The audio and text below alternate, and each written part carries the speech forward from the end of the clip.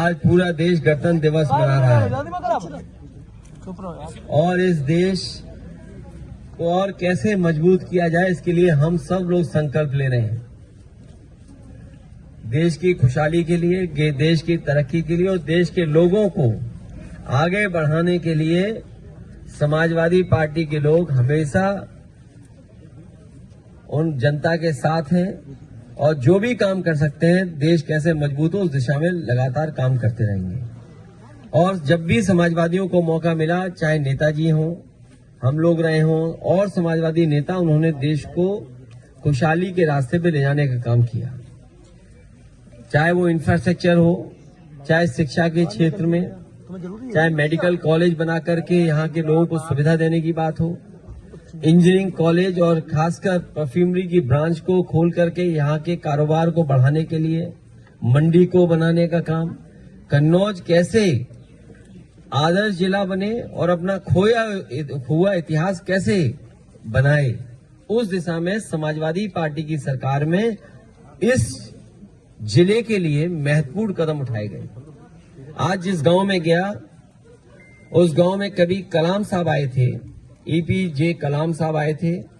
उन्होंने सौर ऊर्जा से गांव को बिजली देने का जो इंतजाम किया था, बिजली मिल रही थी, आज बिजली बंद हो गई मिलना और इस सरकार ने उस कारखाने को, उस प्लांट को चलाया भी नहीं।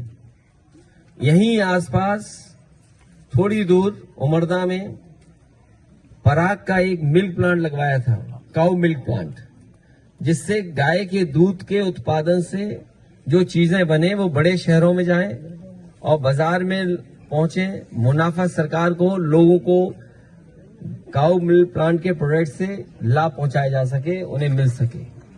वो भी काऊ मिल्क प्लांट बंद कर दिया। जिस इंजीनियरिंग कॉलेज में हम लोग हैं वो आप बेहतर देख सकते हो, बच्चों को सुविधाएं नहीं, टीचिंग स्टाफ नहीं, आज के हिसाब से जो आधुनिक लैब बननी चाहिए या और सुविधाएं होनी चाहिए वो नहीं है। ये आधा अधूरा अभी तक पिछले कई वर्षों से काम पूरा नहीं कर पाई सरकार। ऐतिहासिक महंगाई है सरकार में, रिकॉर्ड तोड़ बेरोजगारी है और ये सब जानते होंगे चौतरफा भ्रष्टाचार चल रहा है सरकार में और देश के सौहार्द को मिटाने के लिए भी साजिश चल रही है और जो देश के एकता का ताना बाना था उसको तोड़ने का काम कर रहे हैं। जो भाईचारा, जो हमारी पहचान है मिलकर के रहने की, उसको भी ये तोड़ने का काम कर रहे हैं। नाउम्मीद गरीब हैं, अपने को ठगा महसूस कर रहा हुआ किसान, मेहनत के सही दाम पाने के लिए भी त्रस्त है मजदूर को भी अपनी कीमत नहीं मिल पा रही। ये हालत पैदा कर दी है सरकार ने। और जिस तरीके से काम पाने के लिए, रोजगार पाने के लिए दर भटकता हुआ हमारा नौजवान है, हताश और निराश हो गया है और सुनने में आ रहा है इजराइल में जहां युद्ध चल रहा है वहां के लिए भर्ती सरकार करा रही है कि अगर यहां भूख से मर रहे हो तो जाओ वो बम से मर जाओ जाके। ये सरकार है और सड़क पे अगर ध्यान नहीं दोगे तो आपको सरकार का सांड मार डालेगा। तो ये हालात हैं, जनता ने मन बना लिया है, पीडीए के साथ रहेंगे, पीडीए ही एनडीए को हराएगा। पीडीए 90% आबादी की आवाज है, 90% वो लोग जिनके साथ भेदभाव हुआ है, जिनको सरकार ने दूर कर दिया है, चाहे वो अपॉइंटमेंट्स हो, नौकरी हो, रोजगार हो, उनसे दूर करने का काम 90% लोगों को किया है। इस बार 90% लोग मिलकर के इस भारतीय जनता पार्टी को हटाने का काम करेंगे। ये अग्निवीर व्यवस्था,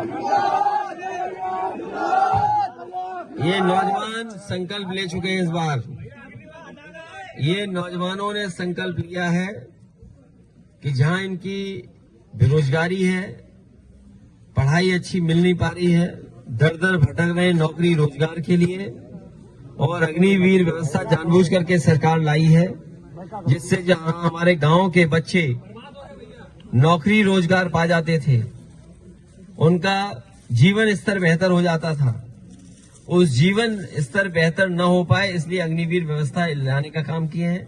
समाजवादी सरकार ये संकल्प दिलाती है नौजवानों को। आज गणतंत्र दिवस के दिन जिस तरीके से फौज की पहले भर्ती होती थी वैसे ही भर्ती होगी। अग्नि व्यवस्था हमेशा हमेशा के लिए खत्म की जाएगी। मैंने उनसे कहा ये जो आपका सुझाव है इसको सरकार के लोग जमीन पर उतारेंगे और बहुत कम समय में यहाँ हमारे बुजुर्ग लोग या नौजवान या उस समय जो गांव में रहे होंगे सब जानते होंगे कि सड़क कैसी थी, आसपास क्या विकास था।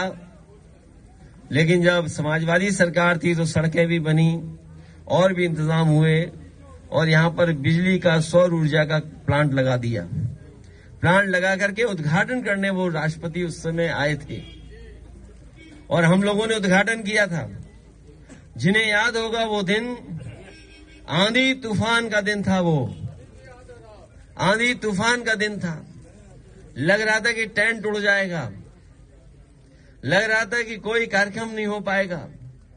जब मुझे यहां से अधिकारियों ने फोन किया कि यहां पर व्यवस्था वैसी नहीं बची है जैसी व्यवस्था हम लोगों ने बनाई थी, आंधी तूफान और पानी ने व्यवस्था खराब कर दी है, पानी टेंट में भी चला गया है।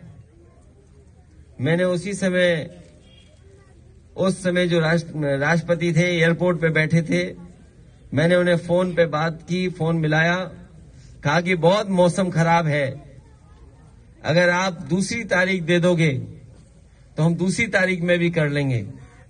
लेकिन मुझे खुशी है इस बात की कि कलाम साहब ने कहा कि आज ही हम लोग करेंगे। मैं साइंटिस्ट हूं, मैं जानता हूं आधे घंटे 45 मिनट में मौसम साफ हो जाएगा।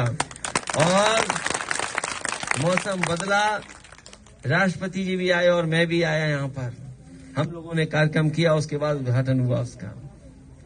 मैंने उनसे कहा ये जो आपका सुझाव है इसको सरकार के लोग जमीन पर उतारेंगे और बहुत कम समय में यहाँ हमारे बुजुर्ग लोग या नौजवान या उस समय जो गांव में।